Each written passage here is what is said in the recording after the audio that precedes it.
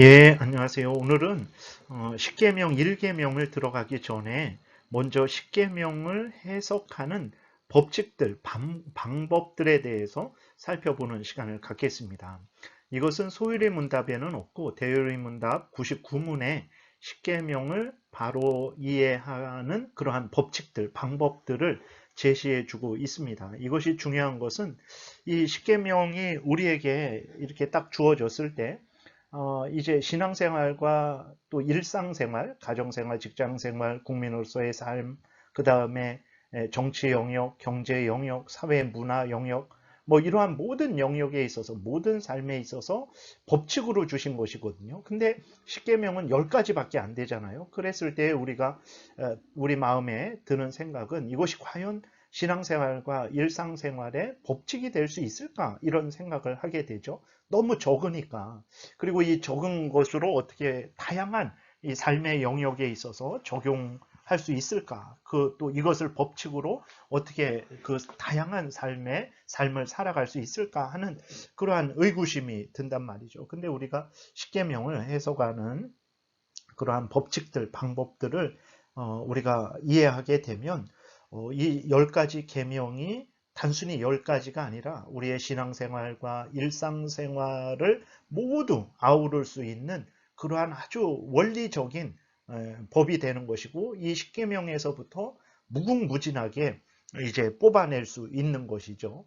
그래서 우리들이 십계명 1계명을 들어가기 전에 이 십계명을 해석하는 법칙들에 대해서, 방법들에 대해서 먼저 살펴보겠습니다. 그런데 이 법칙들, 방법들이 어렵지 않습니다. 아주 여러분들이 알고 계실 수도 있고 또 들으시면 바로 이해될 수 있는 아주 쉬운 법칙들, 방법들이니까 우리가 또 한번 공부를 해 보겠습니다.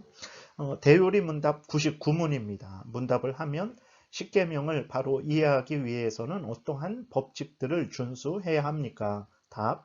십계명을 바로 이해하기 위해서는 다음의 법칙들을 준수해야 합니다. 그러면서 이제 8가지 법칙을 알려줍니다. 근데 오늘은 4가지를 살펴보고 다음 주에 또 4가지를 살펴보겠습니다. 첫 번째로 어떤 그 법칙을 알려주냐면 율법은 완전함으로 누구나 전인격적으로 그 의의를 충분히 따르고 영원토록 온전히 순종하여 모든 의무를 철두철미하게 끝까지 완수해야 하며 무슨 죄를 막론하고 가장 적은 죄라도 금합니다. 이렇게 이야기하고 있어요. 말이 좀 어려운데 그러나 하나하나 따져보면 쉽습니다. 그러니까 무슨 말이냐면 십계명은 부족하거나 그 모자라지 않는 완전한 하나님의 법이라는 거예요. 그렇기 때문에 십계명은 아무리 그 작은 것일지라도 철저하게 따라야 되는 것이고 또 십계명은 아무리 작은 죄일지라도 철저하게 금하고 있다라는 것입니다. 그래서 십계명을 절대적인 기준으로 삼아라. 완전한 기준으로 삼아라.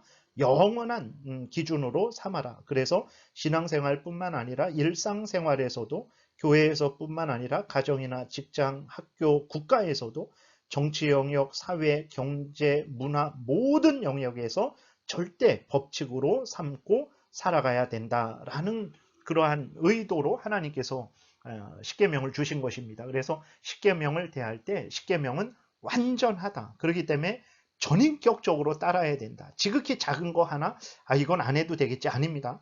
십계명을 통해서 우리에게 알려주시는 하나님의 법에 대해서는 철두철미하게 끝까지 그 십계명을 지켜야 되는 거예요. 그래서 아무리 작은 것일지라도 그렇게 뭐 죄를 허용하고 그렇게 또 십계명을 따르지 않고 그래서는 안 됩니다. 모든 의무를 철두철미하게 지켜야 된다라는 것입니다. 그러니까 십계명을 온전히 우리가 따라야 된다라는 거예요. 그래서 시편 19편 7절에 보게 되면 여호와의 율법은 완전하여라고 이렇게 기록이 되어 있습니다. 완전한 율법입니다. 그렇기 때문에 우리가 전적으로 따라야 됩니다. 거기에서 더하거나 빼서 안 됩니다. 우리 마음대로 우리 형편 사정에 따라서 더하거나 빼서 안 되는 거예요. 알려주신 대로 완전하기 때문에 더하거나 뺄 수 없어요. 완전하기 때문에 그대로 따라야 되는 것입니다. 그래서 십계명을 대할 때 십계명은 완전하다. 그렇기 때문에 우리가 더하거나 뺄 수 없다.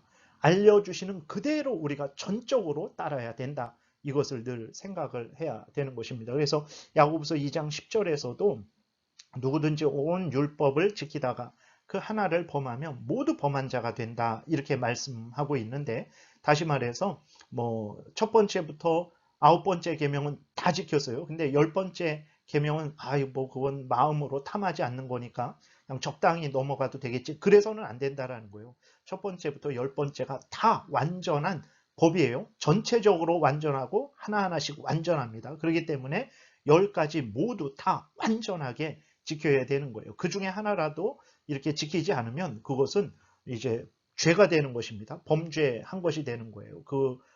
그것은 십계명을 지키지 못한 것이 된다라는 것을 우리가 기억해야 됩니다.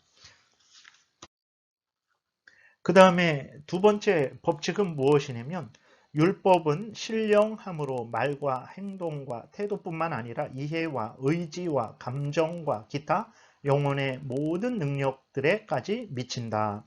무슨 말이냐면 여기서 신령하다라고 하고 있죠. 율법은 신령하다. 이 신령하다라는 것의 의미는 외면적인 부분뿐만 아니라 내면적인 부분까지도 포함한다. 그리고 또 육신적인 부분뿐만 아니라 영적인 부분, 영혼의 부분까지도 포함한다. 그리고 또 신령하다라는 것은 죄악된 것들이 없고 의롭고 거룩한 것이다 라는 그런 의미가 있습니다. 그렇기 때문에 율법을 지킬 때 어떻게 지켜야 되냐? 율법의 형식도 지켜야 되고 그 의미도 지켜야 되는 거예요. 육신만 지켜서도 육신으로도 지켜야 되고 영혼으로도 전인격적으로도 지켜야 되는 것입니다. 지킬 때에 적당하게 뭐 어떤 죄된 것들 그런 것들 함께 섞어서 해서는 안 되고 거룩하고 의롭게 지켜야 한다라는 것입니다. 그러니까 십계명을 대할 때에 십계명을 어떻게 대해야 되냐? 신령하다라고 대해야 되는 거예요. 신령하다라는 것은 외면적인 부분만 포함하는 게 아니라 외면적인 부분뿐만 아니라 내면적인 부분도 포함한다. 육신의 부분뿐만 아니라 영혼의 부분도 포함한다.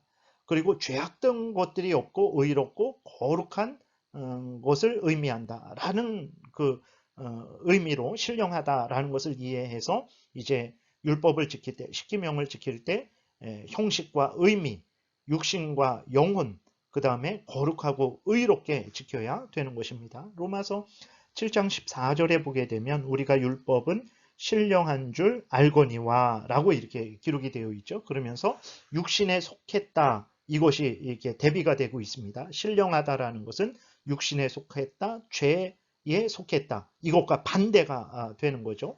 그리고 신명기 6장 5절에서 너는 마음을 다하고 뜻을 다하고 힘을 다하여 내 하나님 여호와를 사랑하라 그랬어요. 그러니까 그 율법을 지킬 때 마음을 다하고 뜻을 다하고 힘을 다해야 됩니다. 형식적으로만 지켜서 안 됩니다. 마음을 다하고 뜻을 다하고 힘을 다해서 이제 전인격적으로 지켜야 된다라는 거예요.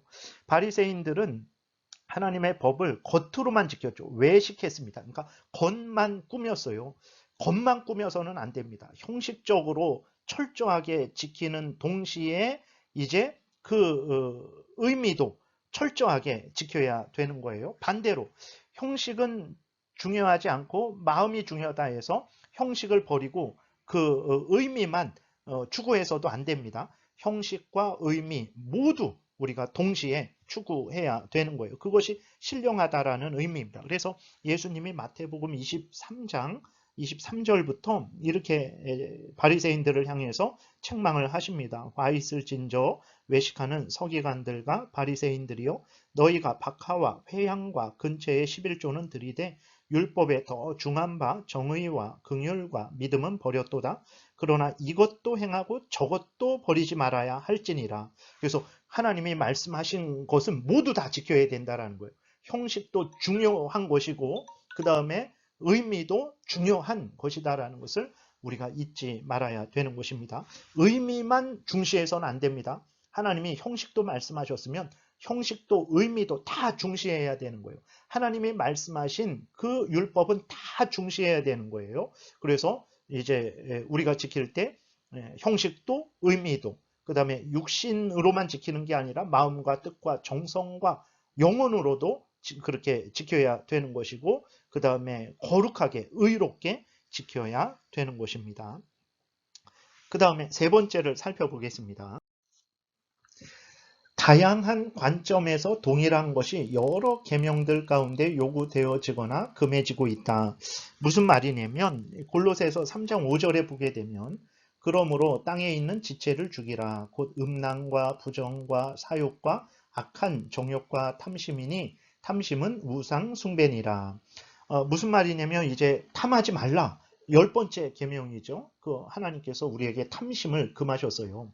근데 그 탐심은 무엇과 또 연결되냐면 우리가 무엇을 탐하면 그것에 지배를 받게 됩니다. 그러니까 그래서 골로새서 3장에서 이제 탐심은 우상 숭배다 이렇게 하나님께서 말씀을 하십니다. 그렇기 때문에 원래 탐심은 이제 그 열 번째 계명 그리고 또 도둑질하지 말라라는 그 8계명에서 다뤄야 될 문제인데 그 탐심이 우상 숭배와도 연결되기 때문에 이계명에서도 탐심을 금하고 있는 거예요. 그러니까 다양한 관점에서 동일한 것이, 그러니까 탐심이라는 것이 뭐 10번째 계명에서도 다뤄지기도 하고 8번째 계명에서 다루어지기도 하고 그 다음에 두 번째 이계명에서도 다루어지기도 한다라는 거예요. 그렇기 때문에 이제 우리가 어떤 뭐 탐심이라든지 어떤 무엇을 생각할 때에는 이 전체 10번째 10가지 계명과 이렇게 연결해서 다양하게 연결해서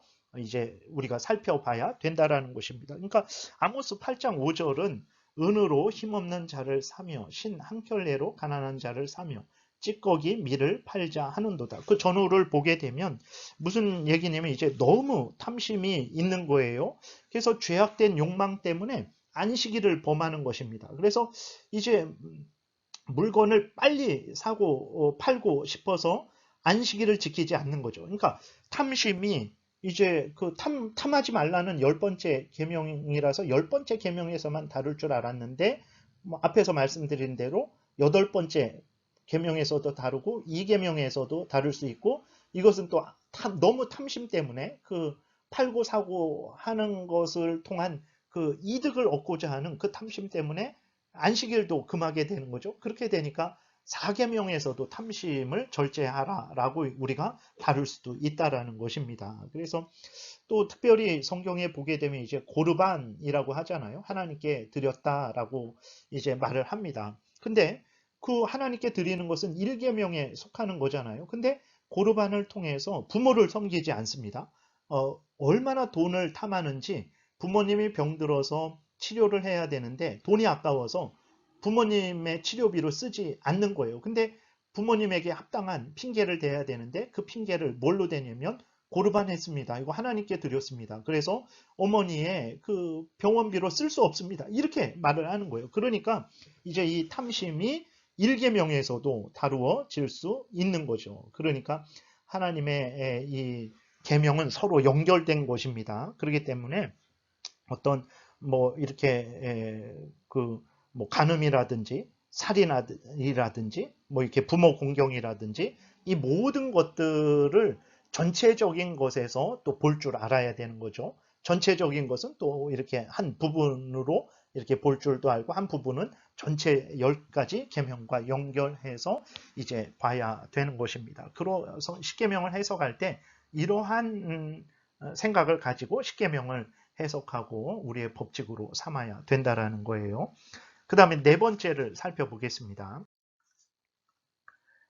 네 번째, 어떤 의무를 행하도록 명하는 곳에는 그와 반대되는 죄를 금하고 있고 어떤 죄를 금한 곳에는 그와 반대되는 의무를 명한 것이 함축되어 있다.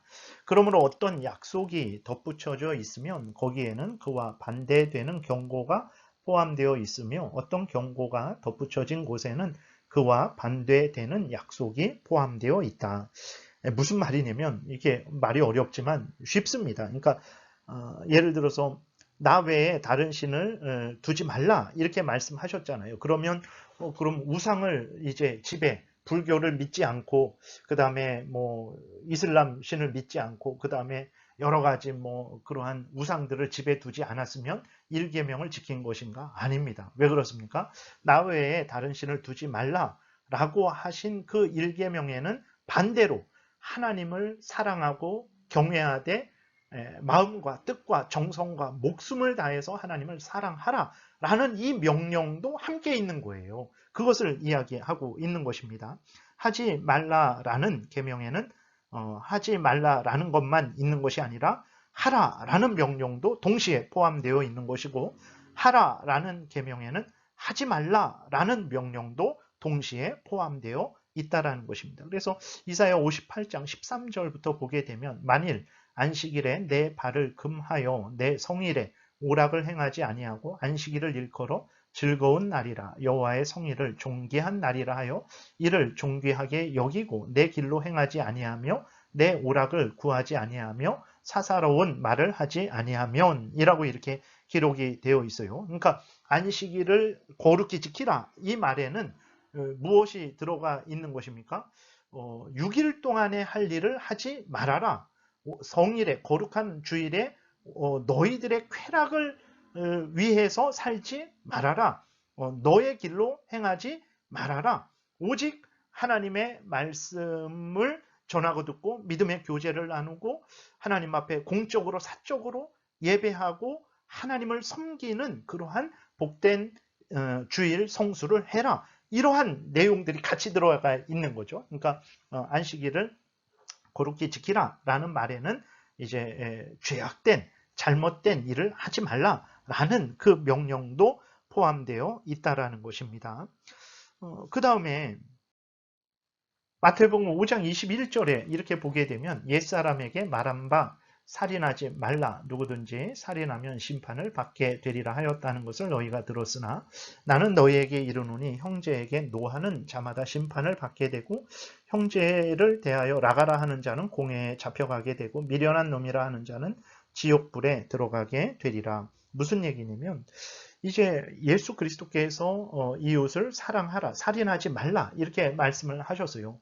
거기에는 그 이웃의 생명과 안전, 권리, 그 모든 것을 적극적으로 보호하라 이 명령이 동시에 포함되어 있는 거죠. 근데 예수님 당시 그 종교 지도자들, 유대인들은 살인하지 말라라는 명령을 그냥 살인하지 않으면, 실제적으로 살인하지 않으면 그 명령을 다 지킨 걸로 생각을 했던 거죠. 그래서 사람을 미워하면서도 미워하고 조롱하고 멸시하고 정죄하는 일을 거리낌 없이 했어요. 왜 그러냐면 살인하지 말라 그랬으니까 살인만 안 하면 되는 거 아닌가라고 하면서 형제를 향하여 조롱하고 멸시하고 그렇게 형제를 사랑하지 않았죠. 근데 예수님께서 도대체 너희들은 하나님의 그 십계명을, 하나님의 율법을 어떻게 해석하고 있는 거냐? 그렇게 해석하는 것은 잘못된 것이다. 살인하지 말라라는 말에는 그 형제를 사랑하고 그 형제를 존중하고 그 형제의 생명과 인격과 권리와 그 안전, 그 모든 것들을 적극적으로 보호하라는 명령도 같이 있는 것인데 너희들이 하나님의 이 명령을 왜곡되게 해석하고 왜곡되게 적용하고 있는 것이다. 그렇게 그 6계명을 지키는 것은 잘못된 것이다 라고 말씀을 해주고 계신 거죠. 27절에 마태복음 5장 27절에 간음하지 말라 하였다는 것을 너희가 들었으나 나는 너희에게 이르노니 음욕을 품고 여자를 보는 자마다 마음에 이미 간음하였느니라.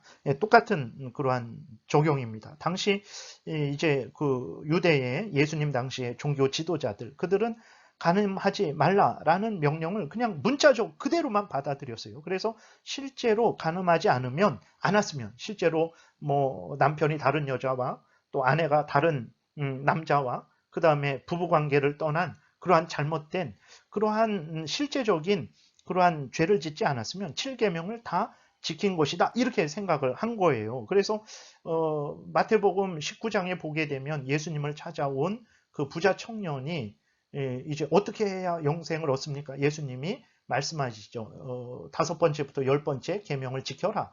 10계명의 두 번째 부분을 지켜라 말씀을 그렇게 하실 때 그 부자 청년이 뭐라고 말합니까? 내가 어려서부터 다 지켰습니다. 이렇게 말을 해요. 어떻게 그런 말을 할 수 있습니까? 그러니까 간음하지 말라라는 말을 실제적인 간음만 안 하면 된다라고 생각한 거예요. 살인하지 말라라는 그 말씀을 실제적으로 살인하지 않으면 된다라고 생각한 거죠. 거기에는 그 의미, 그러니까 반대되는 의미, 살인하지 말라라는 것은 반대로 동시에 다른 사람의 생명과 안전과 인격과 권리를 적극 보호해라. 간음하지 말라라는 것은 다른 사람의 순결을 적극적으로 보호해야 된다라는 의미가 있는 것인데, 그렇게 해석을 하지 않고 자기들 마음대로 이렇게 그냥 단순하게 있는 문자적으로 기록된 그것만 받아들여서 다 지켰다 이렇게 해석을 했던 것입니다. 그것이 잘못됐다라는 거예요. 그래서 살인하지 말라라는 것에는 반대되는 해라라는 명령이 있는 것이고, 해라라는 명령에는 반대로 하지 말라라는 명령도 동시에 있는 것으로 여러분들이 십계명을 해석하시면 되겠습니다.